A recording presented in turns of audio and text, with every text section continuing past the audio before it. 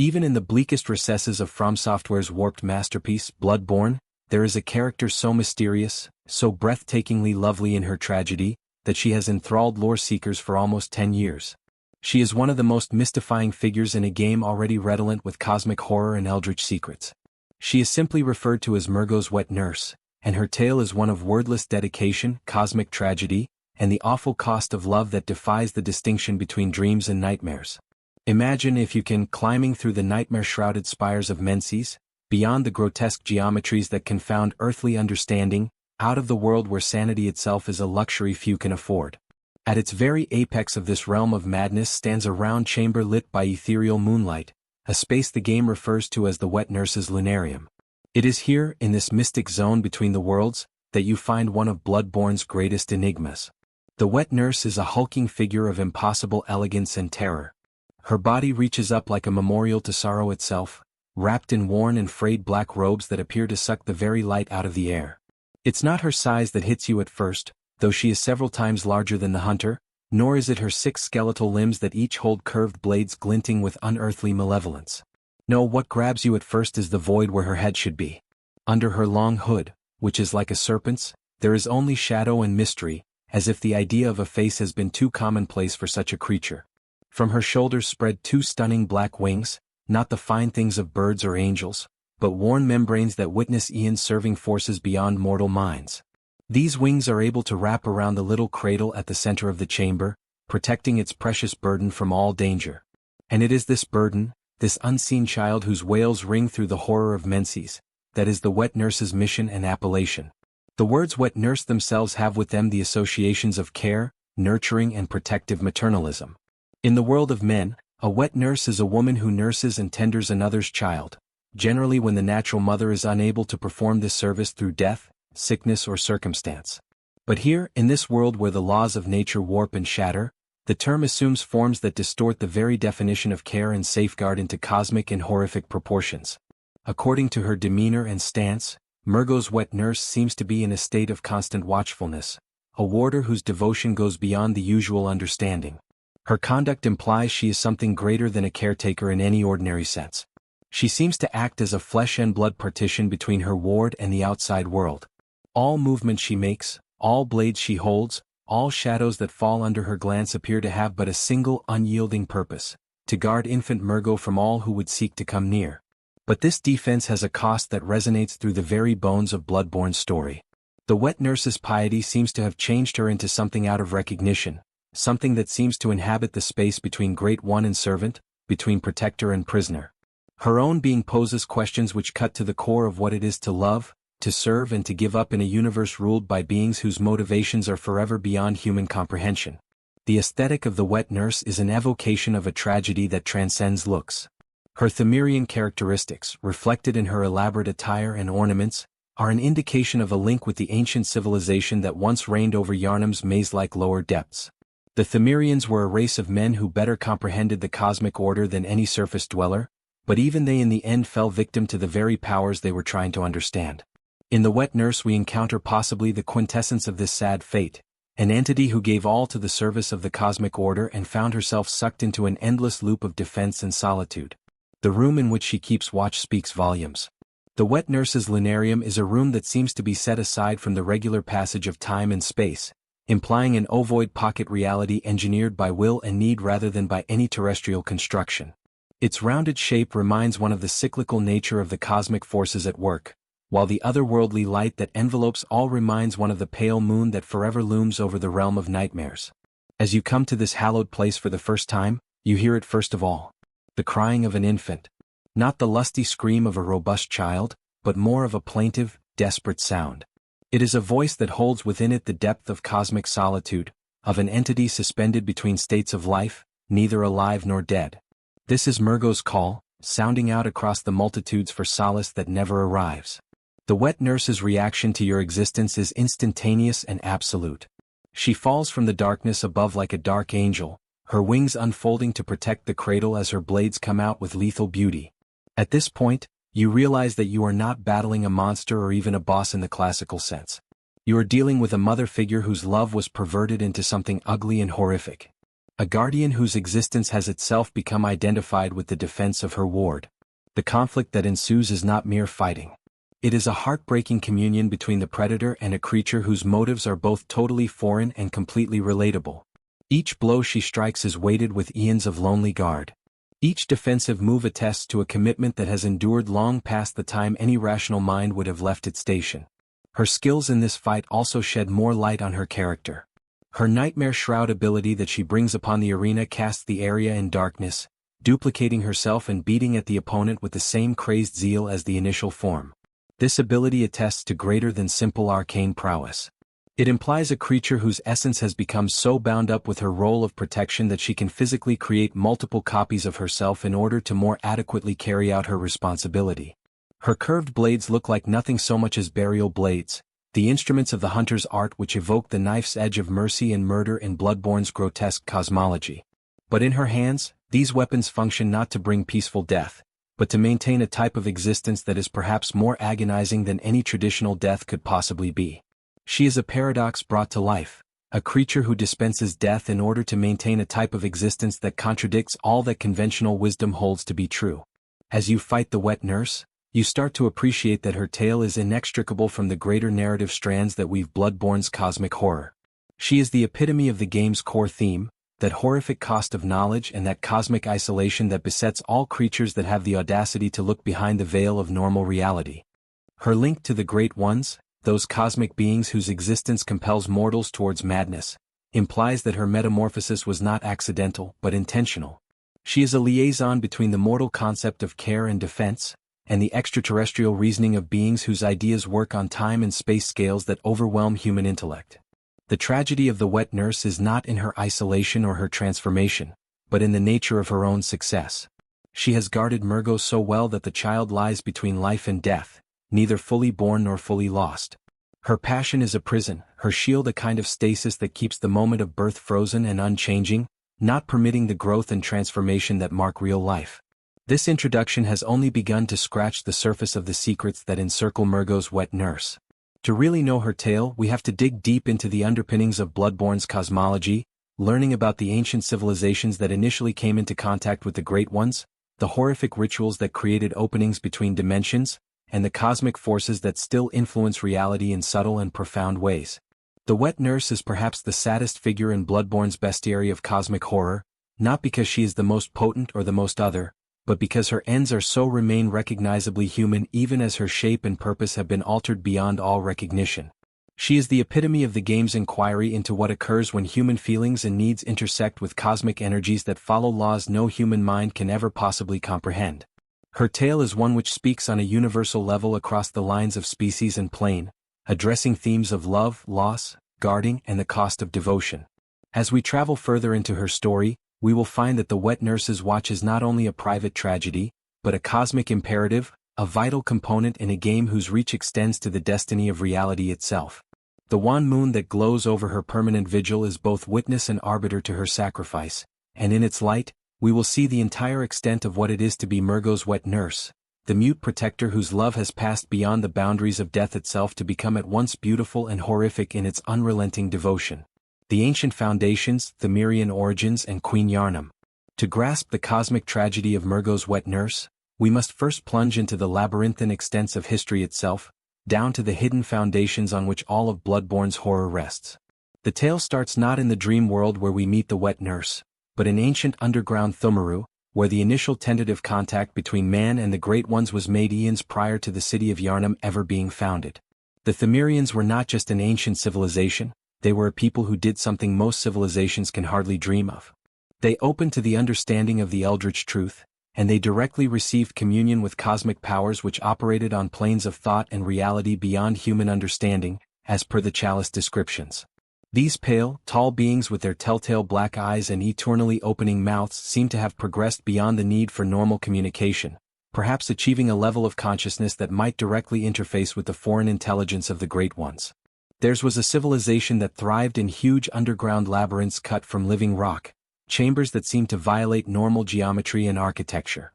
According to what we can see in the chalice dungeons, they were not tunnels or caves at all, but rooms constructed with purposes that had to have allowed for communication with beings whose existence itself was beyond the physical. The Thamirian structures we can see imply mathematical processes that human brains can hardly begin to understand, angles and ratios that might create harmony with cosmic waves, though the mechanisms behind it are unknown. The Thamirians knew something basic about the nature of things that subsequent civilizations couldn't see. According to different item descriptions and especially the third umbilical cords, we get to know that the universe works through the limits of loss and longing that touch even the highest celestial powers. The cords inform us that each great one loses its child and then pines for a substitute. This cosmic law seems to dictate the behavior of creatures whose mere minds have the power to remake reality, perpetuating an endless cycle of loss and frantic substitution that fuels much of the cosmic horror that we see in Bloodborne. It was under these circumstances that the Thamirian monarchy evolved what seems to have been a sacred institution. According to Chalice accounts, the Thamirian king was by tradition a woman who took on a name of classical derivation.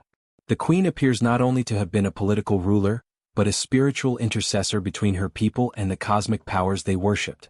The ring of betrothal item description implies she was selected because she could carry the children of the Great Ones, acting as a vessel for the extraterrestrial reproduction of beings whose natural means of reproduction were forever hidden from mortal comprehension. Queen Yarnam, whose name would later come to adorn the surface city constructed over her ancient kingdom, embodies the apogee of such holy obligation. Her face testifies to the horrific cost of cosmic contact. Her pale skin bearing an unearthly blue cast that implies long exposure to forces human bodies cannot withstand. Black eyes without pupils that have beheld horrors too awful for human vision. And a mouth agape in her characteristic rictus, as if eternally opened in horror or wonder at what she has seen. Her blood-stained wedding dress says more about her tragic destiny than any written text could possibly achieve. The dress starts white, the color of innocence and renewal. But as her tale goes on, it is more and more smudged with blood. The physical expression of the cost she pays for her sacred purpose. The handcuffs that enclose her wrists attest to the involuntary nature of her sacrifice, implying that even in a society where people grasped and understood their role in the cosmos, the actuality of being a Great One's child was so awful that it needed to be forcibly restrained. Her marriage was not to some mortal entity, but to Udon, the most enigmatic and mighty of all the Great Ones. Referenced as the formless Great One, Udon is pure essence and voice, having surpassed the necessity of physical form completely. He is blood become conscious, will brought into existence via the very material that runs through the veins of all living things.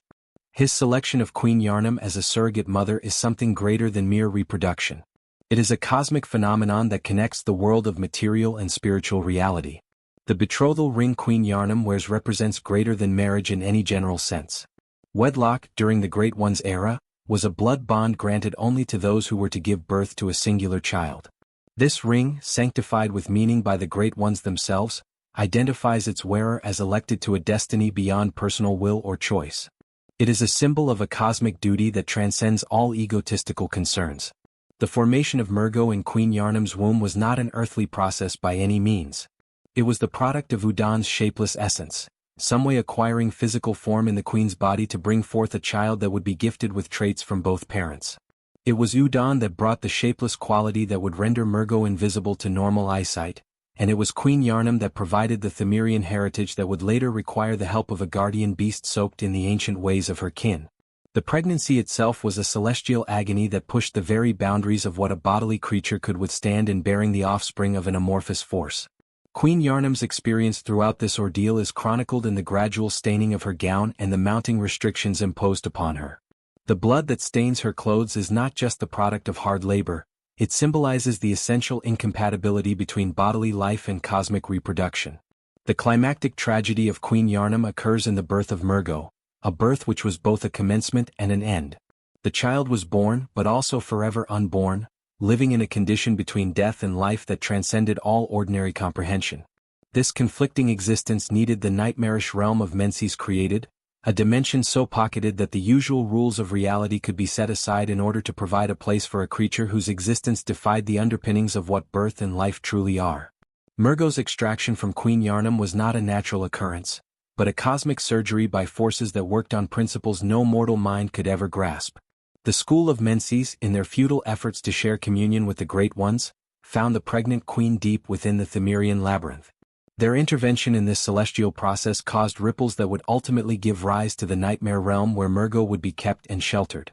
Queen Yarnam's reaction to the passing of her child is more than maternal sorrow.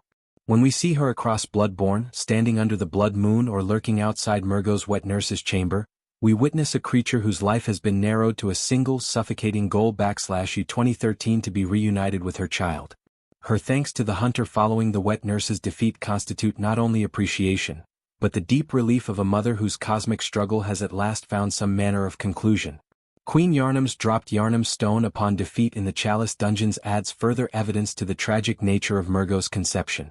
This holy heirloom, resembling a lithopedion or stone infant, indicates that the strange nature of Mergo was due to a pregnancy that was not able to continue along normal biological means.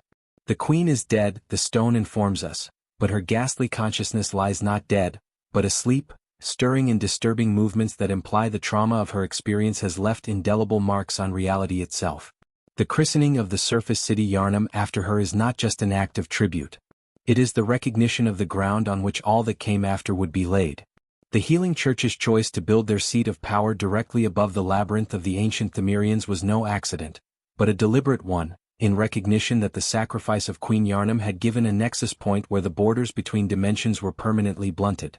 The link between the ancient tragedy of Queen Yarnam and the eventual arrival of Mergo's wet nurse might not be historical, but spiritual. The wet nurse's Themerian features /U 2013 her ornate dress, her jewelry, her overall bearing /U 2013 suggest that she could be either a remnant of the ancient civilization that once served Queen Yarnam, or a spiritual emanation created by the queen's desperate need for her child to be protected and cared for. This interpretation gains additional weight when we consider the timing of the wet nurse's appearance. She only manifests if someone draws near Mergo's cradle, implying that she only exists because there is a threat to the child. This guarding instinct is reflective of Queen Yarnam's own maternal instincts, exaggerated and changed by cosmic forces so that it can take the form of a formidable guardian entity. The blood that Queen Yarnam controls in her boss fight holds special importance in this respect. Her quick poison attack, to which the wet nurse is surprisingly vulnerable, indicates a correlation between the tainted blood that led to Mergo's stillbirth and the powers against which the wet nurse herself is constantly on guard. The queen's blood has been turned into a force that is powerful enough to disrupt the very same defensive magic that holds her child in its state of suspended animation. Queen Yarnam's tragic irony is that her accomplishment at giving birth to a great one's child led to a state of being that can be considered worse than death for both the mother and child. Mergo is forever stuck in infancy, not able to grow or mature but equally unable to die. Queen Yarnam roams the spaces between life and death in hopes of coming together again with a child that cannot really be contacted by means normally available. The wet nurse exists as the material form of the guarding affection that Queen Yarnam cannot give directly anymore. In a way, the guardian entity is an embodiment of the Queen's will, a cosmic antibody produced by the universe itself to safeguard a creature whose life is too valuable and too hazardous to permit unguarded. Learning about Queen Yarnam's tale sheds light on the greater tragedy of the wet nurse's life. Both characters are ensnared in cycles of protection and bereavement that go far beyond their personal wants or decisions. They are actors in an interstellar drama whose range is the very essence of love, sacrifice, and the horrific cost of interaction with powers that answer in ways no human brain can possibly know. The old foundations established by the sacrifice of Queen Yarnam keep affecting things far, far longer after her body died, even bending time and space to create echoes and ties that span dimension and epoch. The wet nurse's watch is not merely the safeguard of one child, but the ongoing enforcement of a cosmic obligation that was first accepted in the innermost sanctums of Thumaru and continues to resound through the realms of nightmarish terror where reality itself coalesces into something fluid and manipulable. The formless father, Dawn, and the cosmic conception in Bloodborne's warped cosmos, among the pantheon of cosmic horrors that inhabit it, there is one being so sublime, so completely non-human in its essence, that it subverts all traditional notions of what it means to exist at all. This being, known as Dawn, is the epitome of that which it is to transcend the limitations of physical reality and still have a fundamental hold on the material world. In order to grasp Mergo's wet nurse and her endless watch, we first need to reconcile with the impossibility of Mergo's father, an entity that is essentially essence, but somehow pulled off the most physically basic action of all, conception. Dawn's title of Formless Great One has meaning that pushes the very limits of what exists. Whereas the other Great Ones sustain some form of physical existence, the moon presence in its skeletal structure covered with flesh, amygdalas with their spider-like appendages, or even the brain of Menses and its hideous mass of neural tissue, Dawn has long since evolved beyond such crude forms. He is nothing but voice and presence, a consciousness so advanced that it no longer needs the support of body to claim its identity throughout the universe. The Carol runes alluding to Dawn offer teasing glimpses into his real nature. The amorphous Dawn rune shows what at first sight looks like a person with arms spread wide speaking to two smaller persons, but this image must not be taken literally. Rather, it is a testament to humanity's last-ditch effort at visualization of something that transcends visualization, at crafting a symbolic representation of a being whose existence countermands representation. The manner in which both Dawn runes seem to ooze blood from within is a testament to his basic affinity with the life fluid that suffuses all living organisms. Blood, in Dawn's worldview, is not just a biological imperative, but a medium of the highest order, the essence of the formless Great One himself. It shifts our understanding of blood as a mere bodily fluid to something very near a cosmic force. When the Healing Church refers to blood ministration and the power of transformation in the old blood, they unwittingly reverence Dawn through the same substance in which resides his will and presence in the physical world. The possibilities of such blood-based essence become mind-boggling when we realize the reach of Dawn's power. Each blood transfusion by the Healing Church, each dose of blood medicine taken by the people of Yharnam, each drop of blood shed in the never-ending hunt is a communion with the will of Dawn. The Great One's unwitting servants, as the runes name them, crave the valuable blood furtively, enticed by an impulse they do not comprehend but cannot help but be controlled by. Dawn's sexual behavior is one of the most unsettling of his cosmic nature, according to what we can conclude from in-game evidence. While other Great Ones seem to look for surrogates as a means to replace the children that they lost, Dawn appears to conceive his children directly through a mechanism that does not even use regular biology at all. His formless state might enable him to attain impregnation by blood contact alone, as a result of which every woman who gets a blood transfusion becomes a vessel of his will. This reading of reproduction appeals to the extraterrestrial logic that might prevail among space beings whose grasp of consent and agency functions on an entirely different scale from human moral understanding. Mergo's selection of Queen Yharnam as a surrogate was seemingly determined by the alignment of cosmic imperative and circumstance. Her Themerian background probably best positioned her to carry the child of one of the Great Ones, while her status as queen may have bestowed the level of spiritual influence required to span the chasm between mortal and cosmic generation. The betrothal ring that she wears is indicative of something greater than matrimony. It is indicative of what the object refers to as a blood pact that binds her to a role of reproduction that gets past all usual conceptions of procreation. The pregnancy of Mergo inside Queen Yharnam's uterus was both most natural and most unnatural thing possible. Natural in that it satisfied Dawn's cosmic desire for offspring and Queen Yharnam's divine duty as a vessel for Great One propagation. Unnatural in that it involved the union of formless essence and physical matter in ways that broke every known biological and physical law. It was not procreation in any terrestrial sense but a kind of cosmic alchemy that changed the body of the queen into a temporary vessel for something that was largely will and sound. Mergo's patrimony from Dawn accounts for many of the child's most enigmatic traits. The shapeless essence that renders the infant invisible to ordinary perception is direct inheritance from the father's higher evolution beyond incarnation. The screams that ring out in the horror of Menses are the child's attempt at articulation with the sole instrument passed down from Dawn. Voice without body, will without flesh. The third umbilical cord that can be accessed following the defeat of Mergo's wet nurse sheds important light upon the cosmic meaning of this union. The description of the item indicates that this cord gave Menses access to Mergo but led to the stillbirth of their brains. This ambivalent terminology indicates that access to Mergo is a kind of intellectual death that is, at the same time, a kind of transcendent birth. The Menses school attempted to connect with the child not for familial purposes but as a method of attaining the type of cosmic understanding that Dawn had innately. Dawn's other attempts at reproduction throughout Bloodborne's story illustrate the consistency of his extraterrestrial approach towards procreation.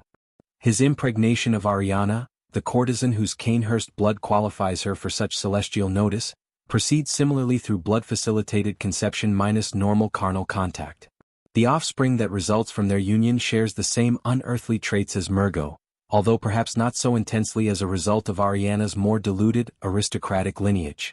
The pregnancy of the impostor Josefka, probably also caused by Dawn, is yet another exercise in the formless Great One's attempts to produce fittingly suited offspring.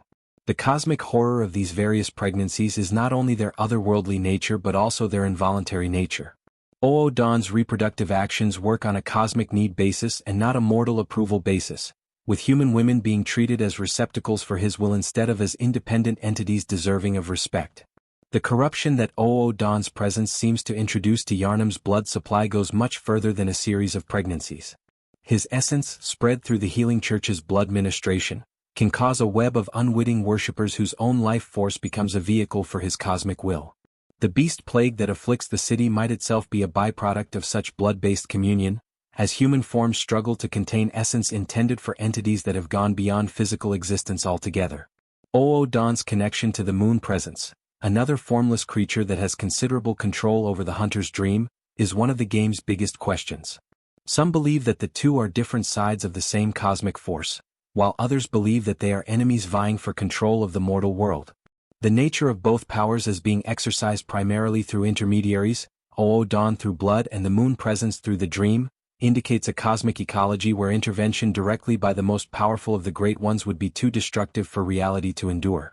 The tomb of Dawn, in which the hunter first meets Father Gascoigne, offers further insight into the Great One's earthly influence. This holy place, though designated as a tomb, contains no remains of Dawn, since a formless creature cannot die in any ordinary sense. Rather, it is a center of his power, where his voice can be heard most distinctly by those attuned enough to hear. The fact that Dawn Chapel is close to this tomb is not an accident, but a testament to the Healing Church's appreciation of the cosmic influences that control their blood-based faith. The ironic tragedy of Dawn's successful reproduction with Queen Yharnam is that it resulted in a child who exists in a liminal state between life and death, who needs to be constantly safeguarded by the care of a guardian, whose mere presence attests to the insufficiency of traditional parental protection to such children of the cosmos. Mergo's shapeless state, gained through inheritance from Dawn, renders the child both the most valuable and most susceptible individual in the universe, too valuable to be lost but too other to be properly cared for by traditional means. The wet nurse acting as guardian to Mergo can be seen as a cosmic reaction to Dawn not being able to give direct parenting. A formless entity cannot physically hold, comfort or physically shield its offspring like traditional parents may do. Rather, the universe itself appears to have taken on a guardian image whose physical presence can stand in for Dawn's necessary absence while providing protective love that even universe-level entities seem to have for their offspring. Knowledge of Dawn's nature expounds upon the deeper cosmic energies that make up Bloodborne's narrative. His tale is the best expression of the game's discovery, of what occurs when alien mind meets human flesh, cosmic need meets mortal limitation, and the most basic act of creation becomes an art of terror instead of love. The amorphous Great One's legacy transcends his own children to the entire bloody drama of Yharnam's rise and fall. Each drop of blood shed in pursuit, each transformation endured by those who become tainted through transfusions, each epiphany of cosmic horror driving mortals to insanity can be traced directly back to the influence of Dawn seeping into the very fabric of life itself. In Mergo's wet nurse, we have physical manifestation of the protective urge that Dawn himself cannot offer directly. She is a mediator between the formless father's cosmic desire and the fleshly demands of his impossible child, both the love and the alien rationality that underlie reproduction among creatures whose existence explodes every expectation of what it is to make, care for and guard new life in a universe where dream and reality have become irretrievably confused. The School of Menses, seekers of taboo knowledge and Bloodborne's darkened records of schools, no institution is more the epitome of hubris and terrible destiny of mortal academics than the School of Menses. Emerging after the downfall of Byrgenwerth and the ascension of the Healing Church to dominance, Menses was the ultimate reflection of humanity's dire attempt to connect with cosmic powers beyond their understanding.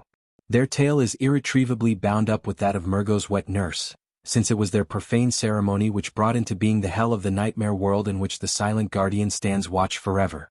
The School of Menses arose from the broken shards of Byrgenwerth's academic heritage, created by students and scholars who felt that Master Willem's conservative approach to celestial knowledge was not enough to ensure the survival of humanity. While Willem preached the steady accrual of understanding and patient development of eyes within, the creators of Menses adhered to a more extreme creed. They held that direct contact with the Great Ones was not only feasible but necessary, no matter what human sanity or bodily form was sacrificed to achieve it. Michael Ash, the Nightmare Host, is the central creator of Menses' final destiny.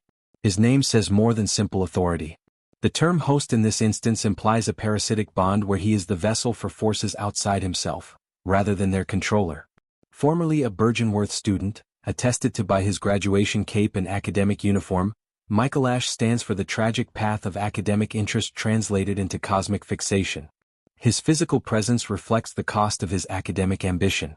The Menzies cage upon his head is not only a protective gear, but a conscious tool for the modification of the mind.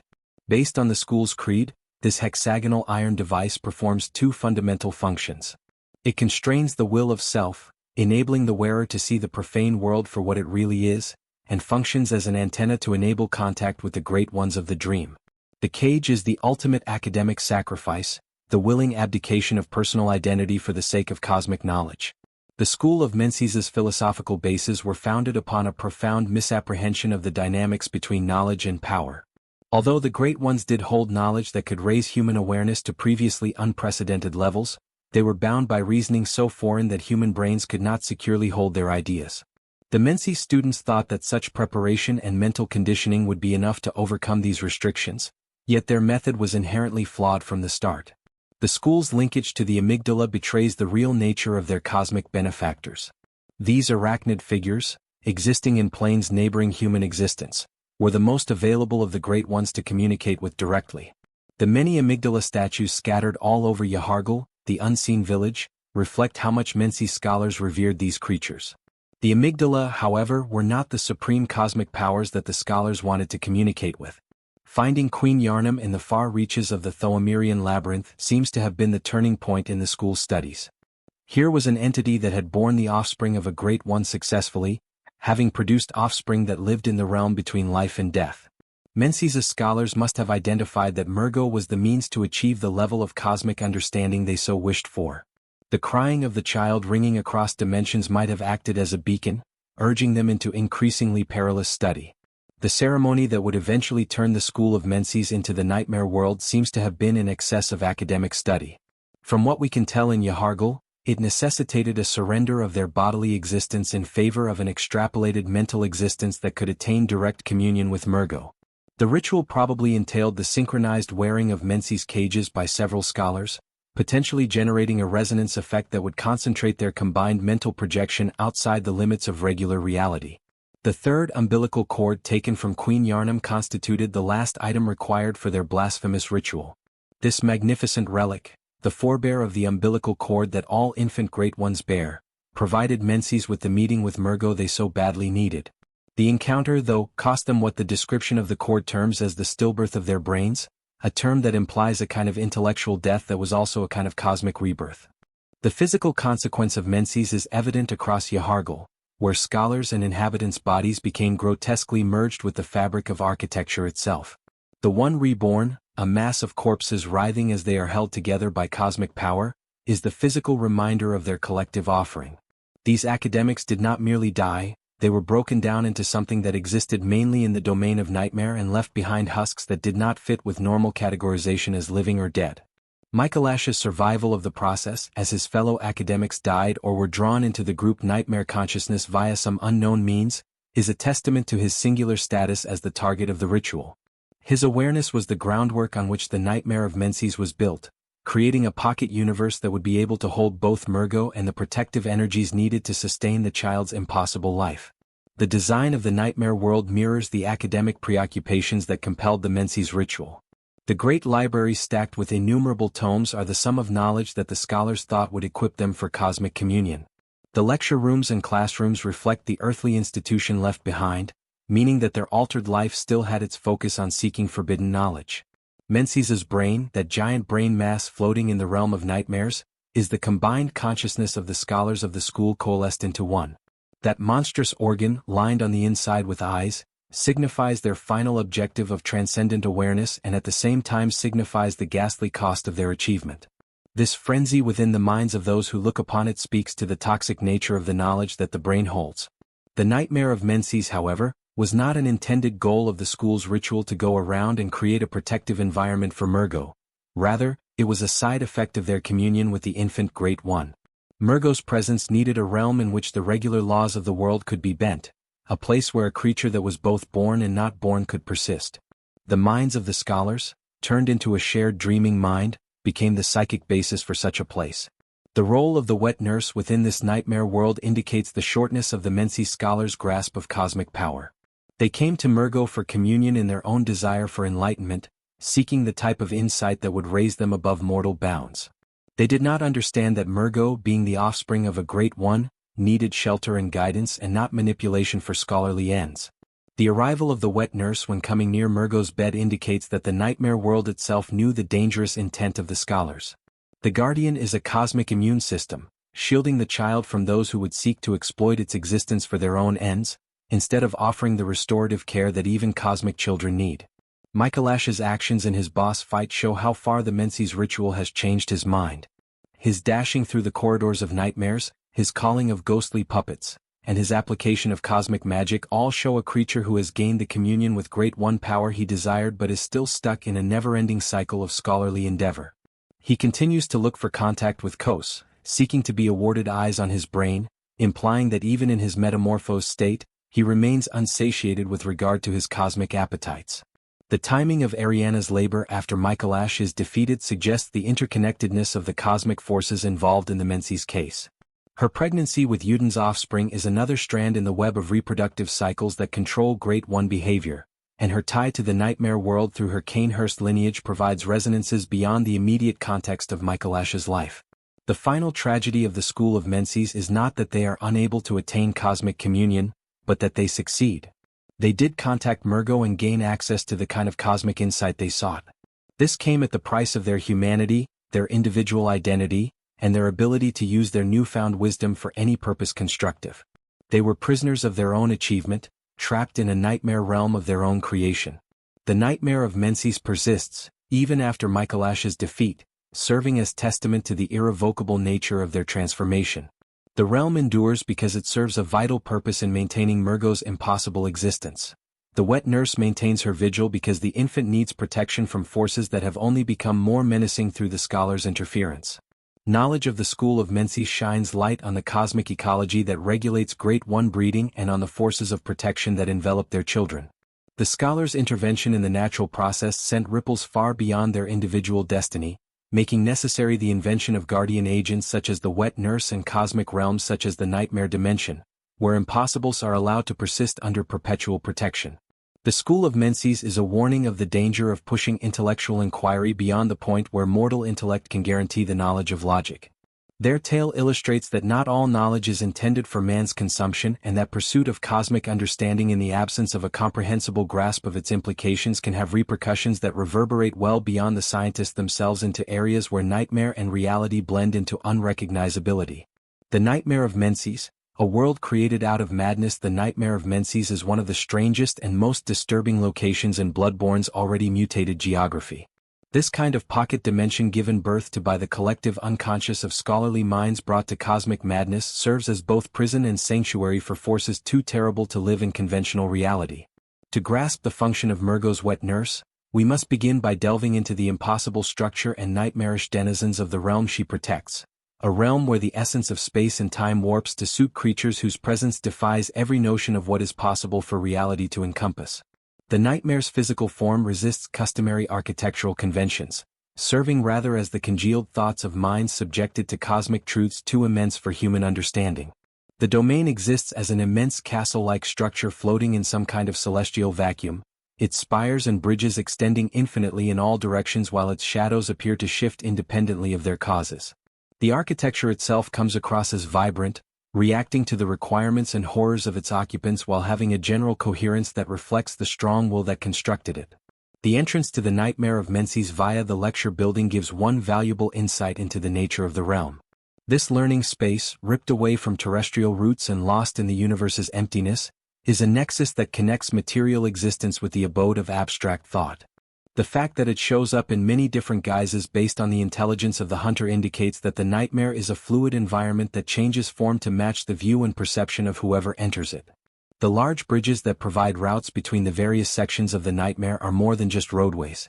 These immense expanses, appearing to have been built of crystallized intellect instead of traditional means, represent the school of Menzies' effort to bridge otherwise disparate planes of being. The top bridge, with what appears to be gardens of impossible flora, hints at an effort to recreate terrestrial beauty in a world ruled by other logic. The middle bridge, less ornate in design, has a strictly functional use, whereas the lower bridge is the most immediate route to the most holy areas of the realm. Winter lanterns that patrol specific sections of the nightmare are worthy of mention for their contribution to the cosmic landscape around Mergo. These grotesque creatures, made up of what seem to be human nervous systems topped with writhing hair-like growths, are both protectors and objects of comfort for the infant Great One. Their off-key singing, though causing guests to frenzy into madness, might well be lullabies meant to calm the wailing child whose presence resounds throughout the realm. The frenzy created by the winter lanterns and other inhabitants of nightmares is about the intrinsic incompatibility between human awareness and cosmic forces that dominate this world. Frenzy is more than just madness. It is a physical and mental collapse when mortal brains try to comprehend information beyond their limited capacity for understanding. That the level of insight influences the intensity of frenzy during the game implies that higher cosmic consciousness makes one susceptible to these influences, not more immune to them. Mergo's attendants, placed about the nightmare's chambers and corridors, indicate the courtly environment surrounding the infant Great One. These beings manifest themselves in two different forms. The miniature attendants look like jesters with their humorous appearance and mask helmets that are shaped like jesters' caps, and the chief attendants with their rotund bodies imply maids or servants who are committed to keeping the cosmic nursery. The appearance of these attendant characters shows something important about Mergo's nature and requirements. The child needs a kind of care and attention that imitates earthly childcare practices, even though it is the product of cosmic entities. At one point, the jesters would tell them to entertain and stimulate their infant, while at another, the maid-like figures would also say that one needs some kind of domestic maintenance and support for this kind of cosmic offspring. Mencys's brain, suspended in its chamber and reached only after cautious passage of the realm's most treacherous regions, is the essence of the school's scholars distilled into one dreadful form. This enormous neural construct, eye-lined and topographically traversed so that the eyes have attained the inside positioning the scholars so desperately desired, is both the ultimate triumph and the ultimate defeat of their quest celestial. The capacity of the brain to create hysterical frenzy in anyone who looks upon it is proof of the poisonous quality of the information it holds. The Mency scholars succeeded in getting eyes on the inside, but the ensuing awareness was too strange and horrible for any single mind to endure in safety. The brain is in a state of permanent dreaming, its mind serving as the psychic underpinning which keeps the nightmare world stable, yet at the same time risking the sanity of whoever experiences it directly. The location of the brain within the geography of the nightmare is no accident, but reflects the philosopher's knowledge of cosmic construction. Hovering over the most sacred places in the realm, it acts as both protector and center of power for the dimension as a whole. Its visions are the material from which the reality of the nightmare is built, and its observant eye keeps at bay invasions that could compromise the tenuous balance required to sustain Mergo's world. The technique needed to approach safely and eventually subdue the brain demonstrates the scholar's advanced knowledge of cosmic mechanics. Using the improvised elevator as a way to enter the brain's chamber from underneath, along with the placement of projectile weapons that can harm it without needing direct exposure to its frenzy-causing view, indicates that they foresaw such necessity during the planning of their nightmare world. The prize won by conquering the brain, the living string as a great relic holding the thoughts of a great one, brings material proof of this creature's cosmic importance. This item's description is what verifies that the brain did actually attain the sort of transcendent consciousness that the scholars had been pursuing, as well as that such consciousness can be harvested and used by those foolish or courageous enough to endure the perils involved. The several chambers and halls seen within the nightmare of Mency's relate the story of the scholars' last days leading up to their transformation. The spaces full of dried-up corpses seating themselves in chairs indicate that most of the members of the school perished in the course of the ritual, their bodies not strong enough to endure the process of transformation required to send their consciousness into the realm of the nightmare. The seating arrangement of these corpses, usually seated as if still listening to lectures or engaged in studies, reflects the devotion of the scholars towards their studies, even in death.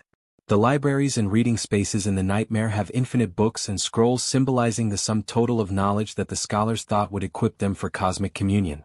That many of them seem to be authored in languages older than human civilization indicates that the scholars had access to texts of Thermarians as well as perhaps even works penned by the Great Ones themselves. The existence of the hostile entities within the realm of the nightmare has several functions beyond acting as barriers for traveling hunters. The nightmare apostles, being tall figures wearing flowing robes and carrying enormous clubs, seem to act as sentries, guarding the most vulnerable parts of the realm. Their presence around vital passageways and chambers indicates that there is a hierarchical system in the nightmare which still follows the scholar's initial organizational concepts. The Lauren Silver Beast, which patrols some regions of the nightmare, is a unique tie-in to other cosmic studies the School of Menzies has performed. These beasts, first found in the ancient city of Lauren, show the researchers greater interest in the cosmos outside of their particular work with Great One Communion. The fact that such creatures exist within their realm of nightmare implies that they had large catalogs of cosmic entities for examination and possible use. The route to Mergo's loft, associated with the wet nurse's watch, is the epitome of the design of the nightmare. This method necessitates moving through more difficult and perilous territories, so that only the most skilled and determined can access the most holy space in the realm. The designers have this in mind when they realize that Mergo must be protected not only from incidental entry, but from anyone who would attempt to harness the child's cosmological nature to his own ends. The background noises which fill the horror of Menzies, the haunting screams of infant Mergo, the murmurings of long-dead scholars, the whir of cosmic machinery all form a setting that lies at the intersection of academy and cosmic nursery. These sound elements indicate that the domain remains functioning in its original capacity as an arena for learning and study, but also in its more recent capacity as a protective setting for impossible children. The illumination of the nightmare domain, through sources that appear to radiate more than normal light, helps to create an ambience that promotes the otherworldly quality of the environment, but which also has functional purposes. The ghostly illumination that bathes some regions seems to be linked to the cosmic energies that sustain the stability of the realm, while the darker zones might symbolize those regions in which the collective consciousness of the scholars is struggling to sustain coherent reality. Knowing the nightmare of Menzies as both accomplishment and prison, sheds light on the tragic destiny of the school. They managed to provide a location where cosmic communion was possible without risk, where impossible beings could thrive under safeguard, and where the rim of dream and reality could be manipulated at will and need. But this success had been bought at the cost of their own individuality and of their capacity to return to the earthly plane, where their wisdom might have been used constructively. Menzies's nightmare is both testament to humanity's aspiration and the cosmic determinism that shapes reality on a scale greater than humanity can hope to understand. It is the successful establishment of a safety environment in which such creatures as Mergo can thrive under the watchful eye of caretakers such as the wet nurse, and also a warning about the cost of cosmic understanding and the irreversible nature of communion with forces which follow laws no human mind can contain safely. Mergo, invisible infant, Great One at the center of Menzies' nightmare, tucked away within a humble cradle in the wet nurse's lunarium, is one of Bloodborne's most fundamental enigmas in its cosmic horror story. Mergo, invisible infant Great One, is an enigma that defies all suppositions concerning birth, death, life and existence itself. This offspring of Queen Yarnum and the formless Eudorn is the impossible union of mortal and cosmic essence, a being whose existence necessitates the putting aside of natural law and the vigilant protection of otherworldly watchers. The aspect of invisibility, when brought to bear on Mergo, goes beyond optical hiding. The formless state of the infant, derived from Eudorn's transcendental evolution beyond physical form, establishes a type of existence that functions largely in planes of reality beyond direct access by human senses. Entering the cradle in the lunarium of the wet nurse, we listen to the infant's shrieks reverberating through the room, giving us auditory proof of presence without any visual confirmation of material form. This sound form of Mergo's presence holds deeper meaning that transcends mere auditory phenomena.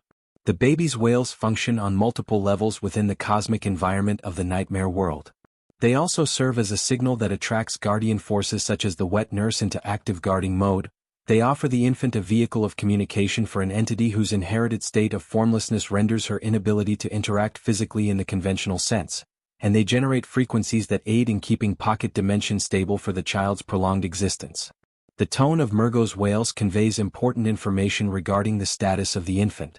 These are not the lusty howls of a healthy infant, but something more anguished and desperate, the moans of a creature trapped between states of being, neither alive nor dead. The moans bring with them the burden of cosmic loneliness, testifying to the essential isolation that seems to plague all Great One children in the world of Bloodborne. The frequency and situation of the cries offer further insight into Mergo's needs and character. The baby cries perpetually throughout the player's tour of the Nightmare of Menzies, indicating an ever-present distress that cannot be relieved in the normal way. This incessant crying might be the child's recognition of its own impossible state, suspended in a twilight realm between birth and non-birth, tended by caretakers who cannot give the sort of intimate solace that traditional babies need. The encounter with Father Gascoigne's music box in the wet nurse scene provides another aspect of Mergo's inherited humanity. When the music box is played during the fight, it makes both the wet nurse flinch back and the wails of Mergo shift, indicating that some aspect of the infant's essence is still tied to human emotional reactivity. This tie to terrestrial comfort objects reflects the double nature of a creature that inherits both cosmic ascension and earthly need from its impossible parentage. The stillbirth of Mergo must be scrutinized with caution so that the nature of the child can be known. The Yarnum stone, which is acquired from the defeat of Queen Yarnum, looks like a lithopedion or stone infant, implying that the birth of Mergo was a heavenly occurrence and could not continue as per usual biological processes. According to the evidence, the child seems to have been born, yet at the same time remained unborn, stuck in a mode that defies our usual sense of what gives birth meaning when translated to the progeny of cosmic beings. This contradictory status of birth accounts for most of the peculiar conditions under which Mergo lives. The necessity for the nightmare of Menses as a protective environment arises from the child's inability to safely coexist in regular reality, where physical and biological laws would render its formless state impossible. The domain acts as a cosmic incubator, preserving the unique conditions needed for a creature that exists mainly as potential and not actuality. The third umbilical cord, acquired after Mergo's wet nurse is defeated, gives important details regarding the cosmic importance of the child's presence. A great relic that all infant great ones carry, this cord symbolizes a linkage to cosmic energies that work on scales much larger than humanity can imagine. That eating several such cords makes the hunter immune to the moon presence implies that exposure to infant great ones gives one immunity against other cosmic beings. Mergo's relationship to the school of Menses exposes the perilous quality of human curiosity regarding offspring of great ones. The scholar's move to seek the audience of the infant with the aim of being granted cosmic insight is an essential misinterpretation of the nature of the child and its needs. Mergo is not a resource of wisdom to be utilized, but a vulnerable subject that needs protection and nurturing, and therefore the need for protectors such as the wet nurse who put the child's interests above the opportunity that the child poses to the cosmic researchers. The stillbirth of their brains, described in the third umbilical cord, reflects the perilousness of touching Mergo to unprepared minds. The Menses school adepts attained their wished-for communion with infant great one, but too overwhelming was the contact for their mortal consciousness to contain safely. Their minds, as such, perished during the contact while their bodies remained active, giving rise to the nightmare world as a byproduct of their mutation. Mergo's legacy from Queen Yarnum seems to materialize in forms that manifest themselves when observing the structure and life in the nightmare world closely. The Thamirian aspects of the look of the wet nurse, and the architectural motifs throughout the nightmare indicate that Mergo might still have ties to the ancient civilization that spawned its mother. Such an inheritance might serve as a link between the cosmic transcendence bequeathed from Udon and the terrestrial standards of protection and nurturing cultivated by the Thamirians. The meaning of Mergo's name, having its origins from the Latin term to plunge or dip, has implications regarding the child's place in the order of things in the universe. Such a name could imply the infant's life as being between the planes of existence, dipping into both the physical and the spiritual planes but having its place in neither fully. Otherwise, it may allude to the child's function of sending those it meets into such states of cosmic consciousness that are too much for mortal awareness. Mergo's seeming immortality as indicated by the child's survival after its guardian's defeat implies that infant great ones have a kind of life beyond normal comprehension of mortality. The fact that the child survives the death of the wet nurse suggests that the guardian role, despite its necessity in protection and nurture, does not establish existential dependence. Mergo still remains because its existence functions based on cosmic, not biological laws. The smiling reaction that Mergo evokes when it is exposed to the music box following the wet nurse's defeat offers one of the most elegiac moments in the narrative of Bloodborne. This fleeting display of laughter implies that the child's persistent crying might have been attributed to the stress of perpetual threat and not inherent misery.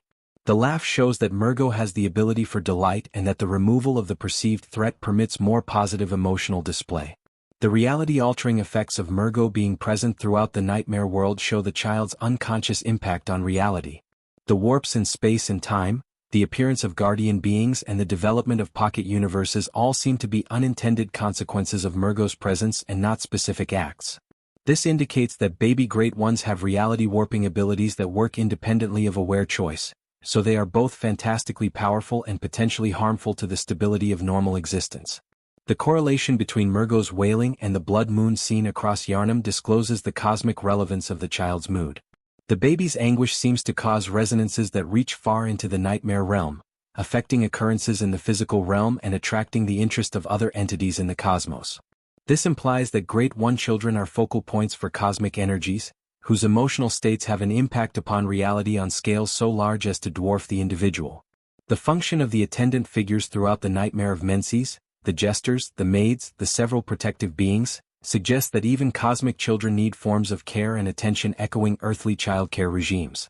These entities exist to serve as entertainment, comfort, and protection for Mergo, hinting that there is some need that exists outside of mortal and cosmic planes. Knowledge of Mergo's existence shed light on the larger themes of parenthood, protection, and cosmic responsibility that permeate throughout the narrative of Bloodborne. The child is both the final triumph and the final toll of Great One reproduction, an individual whose very existence justifies the cycle of loss and replacement in the cosmos, yet also illustrates the horrific cost of bringing life into the world that far exceeds usual comprehension of what life is. The unseen baby is the focal point for all the protective forces and cosmic energies that envelop Great One children, and symbolizes the basic isolation which seems to plague all living things whose nature finds them between planes of existence. In Mergo, both the promise of cosmic transcendence and the cost of evolution beyond the comforting limits of mortality and flesh are evident. The wet nurse, guardian, protector, enigma standing watch within the wet nurse's lunarium, looming over the diminutive cradle that holds her invisible ward, Mergo's wet nurse is one of the most mysterious and graphically compelling entities in the rogues gallery of Bloodborne's cosmic horrors. Her presence is itself a paradox, an entity of awful loveliness whose every gesture affirms guardianship love and whose form promises only danger and death.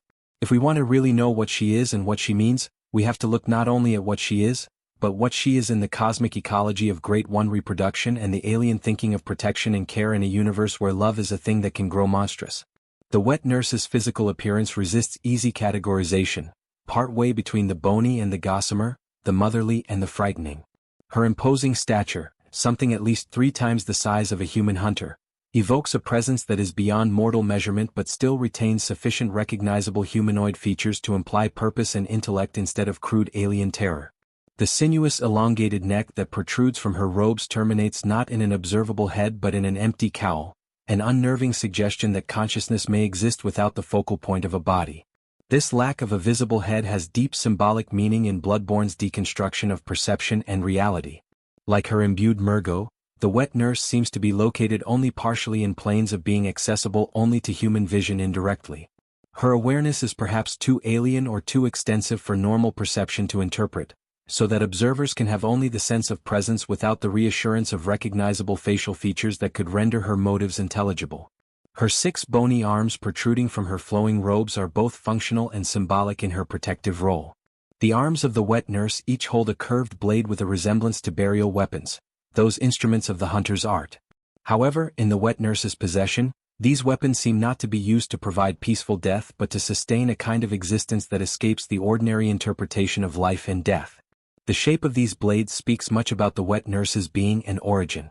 Their siderite, curved shape implies associations with the hunter traditions that started with Gehrman and his workshop, but their similarity to the blades of mercy wielded by Eileen the Crow implies common cosmic influences that cut across various representations of Bloodborne's protection hierarchies. The figure 6 itself bears meaning, symbolizing totality and perfection in numerous cosmic cultures, with the added benefit of encompassing all means to her guarded ward. The awesome black wings radiating from the shoulders of the wet nurse have several purposes other than intimidation alone. These ragged membranes can envelop the cradle entirely, creating a shield barrier that guards Mergo from any outside harm. The winged appearance of the wet nurse's wings in relation to those of a giant crow or raven relates the wet nurse to the imagery of death and change that runs throughout the imagery of Bloodborne, and offers a hint of her position as a psychopomp, a guide between worlds. The Tholmerian elements that are discernible in the wet nurse's appearance and demeanor offer key information regarding the wet nurse's origins and nature. Her black dress, covered with jewelry, and intricate details that reflect Queen Yharnam's dignified posture indicates either direct affinity with the old civilization or sheer imitation of their style traditions. Such an affinity is even more meaningfully interpreted when we take into account that Queen Yharnam is Mergo's mother, suggesting that the wet nurse's dress might be drawn from the infant's subconscious memory of motherly guarding. The hypothesis that the wet nurse is an expression of Mergo's own defensive will takes on some plausibility when we look to the timing and character of her appearances. She only appears when a person is near the cradle, which implies that her presence depends on the proximity of what is perceived as a threat to the child. This protective drive might be active at so basic a level as to create guardian beings out of nightmare's raw material itself, though this is mostly interpretive from her patterns of behavior. The wet nurse's fighting skills reflect a combat style based more on protection than aggression, defense rather than offense. Her work with blades, though lethal, is more geared towards barrier creation and spatial control than running at direct attack. It is also illustrative of her inherent nature as a protector, rather than a predator. Her violence is used specifically to defend against threats to her ward, and not to represent any fundamental hostility to life in general. The nightmare veil ability that characterizes the most difficult elements of her encounter shows off the wet nurse's control over the fundamental forces which govern within the nightmare realm. When she lifts her arms and calls forth the orb of light that heralds this attack, she establishes something that looks like more than simple darkness. She actively appears to engage reality itself in her territory. The veil does not merely impair sight, but seems to create a pocket universe where her defensive properties can be augmented by the creation of duplicate persons. The psychological effect of battling duplicate wet nurses at once goes beyond simple mechanical difficulty. The copies are the duplication of protective instinct under intense pressure, the manner in which maternal love can become so awful and all-encompassing when threats exist to young. Every copy struggles with the same frantic passion as the original, implying that defensive love often extrapolated to cosmic magnitudes can actually relieve itself to whatever degree of danger. The wet nurse's vulnerability to swift poison, the thirst effect of Queen Yarnum's tainted blood, indicates an important link between the Guardian and the cosmic forces behind Mergo's strange birth. This weakness implies that such defensive magic that supports both Mergo's life and the wet nurse's watchfulness still lies open to the same tainted forces that resulted in the infant's stillbirth to begin with. The location where the confrontation occurs, the wet nurse's lunarium, means more than geography alone. It symbolizes the religious aspect of the guardian bond. The round shape provides the ideal safe zone in which the wet nurse might stand between any danger and her ward, and the mystical illumination and non-terrestrial structure heighten the celestial importance of the nursing. The title lunarium itself bears multiple layers of meaning that shed light on the wet nurse's occupation. The lunar connections hint at ties to the cosmic processes that regulate Great One reproduction, and the suffix suggests a consecrated place of devotion to particular intent. This is no mere room, but a shrine to the guardian love that knows no species, no dimension, and no traditional definition of what care itself can mean. The patterns of behavior that the wet nurse demonstrates in the course of the encounter indicate a being whose actions are all geared towards maximum shielding of her ward. Her positioning, her pattern of movement, the timing of when to deploy the nightmare veil, all these strategic choices are geared towards the overriding objective of providing an impenetrable barrier between Mergo and anything that would threaten him. The pathetic irony of the wet nurse's protective drives is their success. She has shielded Mergo so thoroughly that the child is in a state of flawless stasis, secure from harm, but also not able to grow, mature, or become the kind of person cosmic offspring may need to live. Her protection has developed into a kind of captivity, her love into a shield against not only harm but existence. Wet nurse's seeming invulnerability to standard means of communication or sense offers a creature whose awareness has been so singularly devoted to her role of protection that other concerns have been excised. She cannot be negotiated out of, cannot be persuaded to step aside, cannot be induced to realize that her protection may no longer be needed or wanted. Her love has been cleansed of everything but the protective impulse, and a guardian is made who is devoted both wonderfully and horribly in an absolute way.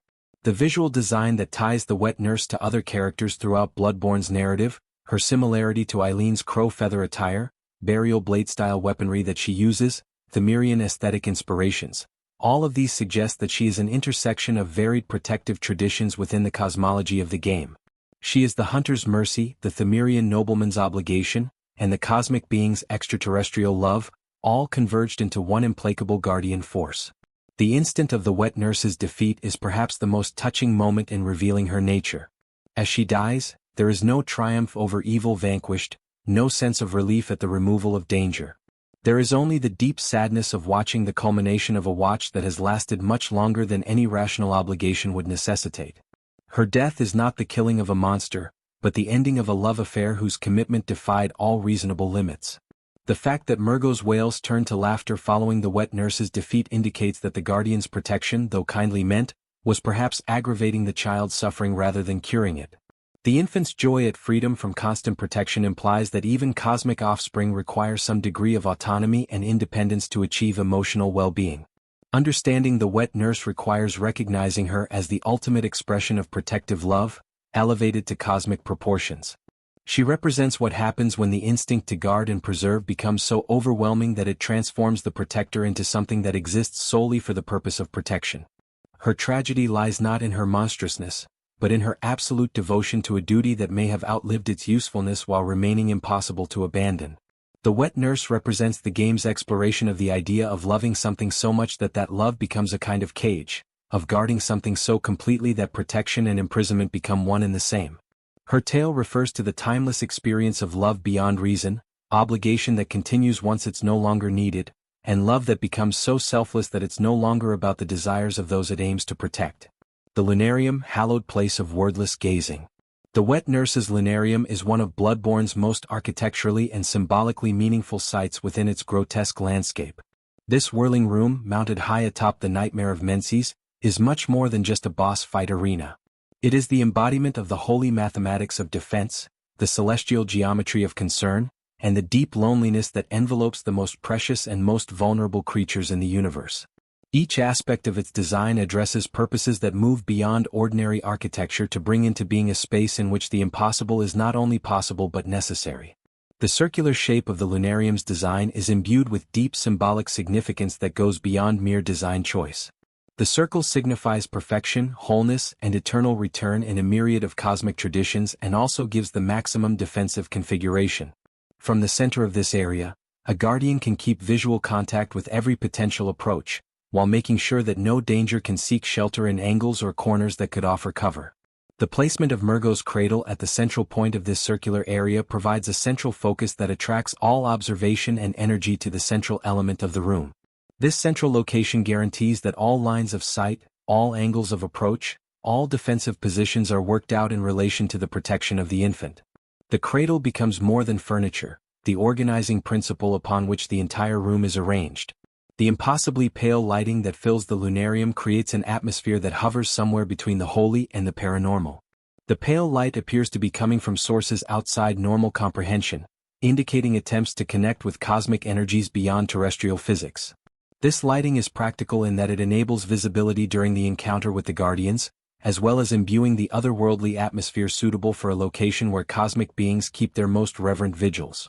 The rise of the lunarium above the other regions of the nightmare realm attests to its unique standing within the cosmos. It is not just the highest point of the nightmare castle, but its spiritual apex, the area for which all the other regions exist in order to be in support and defense of it.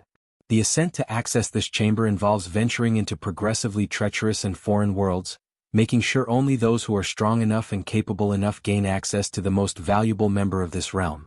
The title of lunarium itself merits close etymological analysis to appreciate its true meaning. The lunar prefix links the space to the cosmic rhythms that dictate Great One behavior, especially their reproduction cycle and the loss and longing cycle that fuels much of their interaction with mortal existence. The suffix implies a committed space, a room with particular intentionality rather than overall utility. It is a chamber created and kept for one sacred purpose. The visible architectural features throughout the lunarium address building principles that function on nightmare logic, instead of terrestrial engineering. The walls look solid, but by some unseen mechanism translucent, referencing boundaries that find themselves in more than one dimension at once.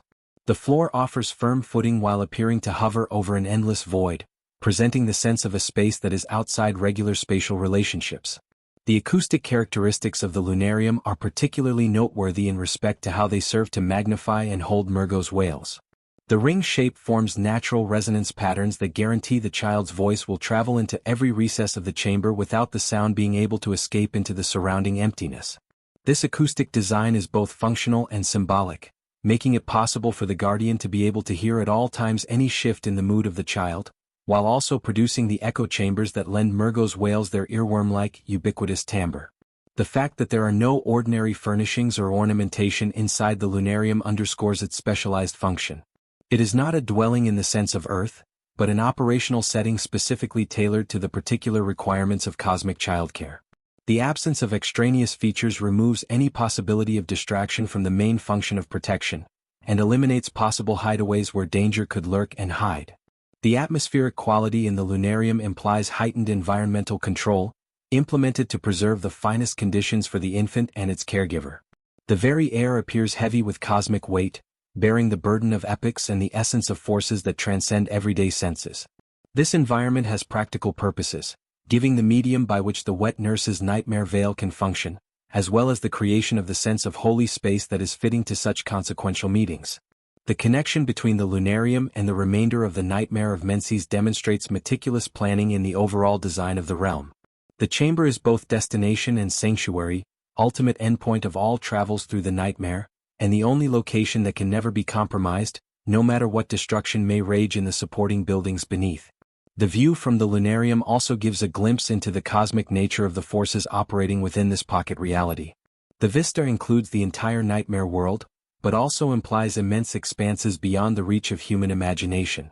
The wide panorama maintains the chamber as the commanding height of the world, and grants tactical benefits to any guardian who stands watch for incoming enemies. The temporal characteristics of the lunarium must be given special consideration for their purpose in sustaining the eternal watchfulness that characterizes the life of the wet nurse. Time appears to move differently within this environment, giving the sense of an eternal instant suspended between past and future. This distorted sense of time permits the sort of perpetual watchfulness that cosmic defense entails, together with protection against the customary entropy that accretes in terrestrial spaces. The reaction of space itself to the intruders holds architecture that is in dynamic relationship with its inhabitants, not passive container status. The lunarium appears to detect threats and adapt accordingly, subtly altering its properties in order to maximize the guardian's defensive actions and preserve best conditions for the encased infant. The symbolic meaning of entering the lunarium is more than just physical crossing over into ritual space. Crossing the threshold into this holy area is a kind of cosmic trespass, an intrusion into the most intimate and guarded relationship in the nightmare kingdom. The act of going in makes the trespasser a threat by definition, irrespective of their motives or the character of their mission. The substance out of which the lunarium seems to be built defies standard architectural analysis. The walls, floor and ceiling are composed of crystallized thought instead of material matter, developing surfaces that react to will and necessity instead of adhering to regular physical laws. This mode of construction enables the space to modify its properties in response to fluctuating needs of its occupants while ensuring the general structural integrity. The geometric ratios of the lunarium are based on mathematics that establish harmony with cosmic energies and not just responding to terrestrial taste. The proportion of diameter to height, the placement of the central cradle, the angles of approach. Everything seems to be done as per formulae that generate harmony with forces that work at scales beyond human understanding. The defensive benefits created by the design of lunarium are realized in the battle with the wet nurse. The open area facilitates full mobility and the round boundaries deny escape or the employment of exterior cover. The chamber compels head-on confrontation while giving the guardian best placement for guarding her charge, avoiding an architectural obstruction of the absolute role being played. The silence that follows the wet nurse's defeat reveals another crucial aspect of the lunarium's nature. This room is not only for fighting but for reflection, not only for defense but for the deep isolation that comes with the most holy duties. The acoustics of the chamber, which had once made Mergo's screams and the sounds of war ring out, now highlight the celestial importance of silence itself. To know the lunarium, a place of reverence, is to see the deep reverence that nightmare worlds themselves have for the bonds between guardians and those they defend. This room is the architectural expression of sheltering love, a place where the most basic cosmic responsibilities may be done under the most favorable conditions while still retaining the seclusion required for the most intense types of care. The lunarium is a testament to the cosmic universality of protective instincts, proving even in the domains ruled by alien logic and nightmarish physics there is still an appreciation for the necessity of sacred space in which the most vulnerable of creatures may live under the protective care of those who have given their lives to ensuring their safety. Combat and Communion / U 2013 The Hunter's Trial. The encounter with Mergo's wet nurse transcends conventional boss battle mechanics to become something approaching cosmic ritual, a test not merely of combat skill but of understanding, determination and the willingness to confront the alien logic of protective love elevated to impossible proportions. All of this confrontation, from the initial move towards the cradle to the very end of the Guardian's fall, functions according to symbolic rules that bring out the underlying themes of care, sacrifice, and the horrific cost of unmitigated devotion. The fighting starts not with an act of aggression but with an act of approach.